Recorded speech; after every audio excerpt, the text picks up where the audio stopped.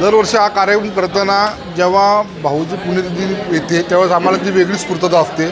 त्यावेळेस माझ्या जोडीदार असलेले सगळे मित्रमंडळी, भाऊ, कैलास भाऊ, रवी भाऊ आणि माझे सगळे मित्र हे एकत्र येऊन आम्हाला या कार्यक्रमाची नियोजन करून मग आम्ही हा दरवर्षी कार्यक्रम करत असतो।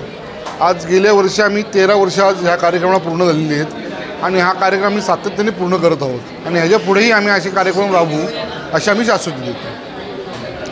काल कथित दीपक भाऊ गायकवाड यांचं गेल्या 13 वर्षी ॲक्सिडेंट केस ह्याच्यामध्ये ते देवांगत झाले होते। तर त्यांना त्या टायमाला एमर्जन्सीमध्ये हॉस्पिटलची सेवा उपलब्ध झाली नाही, त्यामुळं त्याचं थोडंसं हे झालं। तर त्याच्यामुळं आम्ही आता एक थीम ठेवली होती किंवा एक ध्येय ठेवलं होतं की येणाऱ्या सर्व गोरगरिबांना हॉस्पिटलच्या माध्यमातून किंवा कसा भाऊच्या निमित्ताने त्यांना आपण गोरगरिबांना कोणत्या प्रकारे आपण त्यांना उपक्रमाद्वारे फायदा होईल, त्यांचे प्रत्येक आजारावरचे अडचणींचे प्रश्न सुटतील याचे प्रयत्न आम्ही करतो।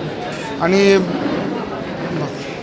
बंधू विकी गायकवाड या दरवर्षी दीपक ब्रदर्सच्या माध्यमातून या ठिकाणी सामाजिक बांधिलकी जपण्यासाठी वेगवेगळ्या आजारांच्या उपचारासाठी या ठिकाणी शिबिर राबवत असतात आणि प्रचंड प्रमाणात या ठिकाणी लोकांचा सहभाग असतो आणि दीपक ब्रदर्सच्या ह्याच्यातून हा कार्यक्रम अतिशय चांगल्या पद्धतीने या ठिकाणी आयोजित केला गेला आहे।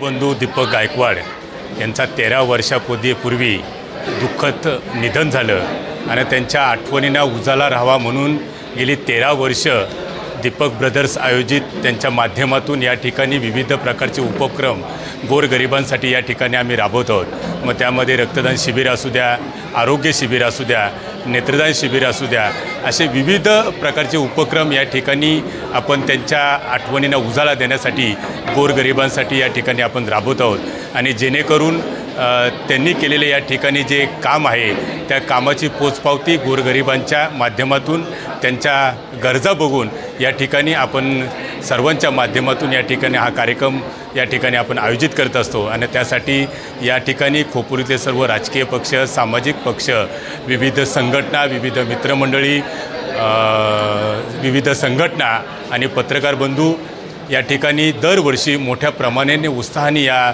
उपक्रमामध्ये भाग घेऊन गोरगरिबांची सेवा करतात। हेच खऱ्या अर्थाने त्यांना श्रद्धांजली समर्पित होते।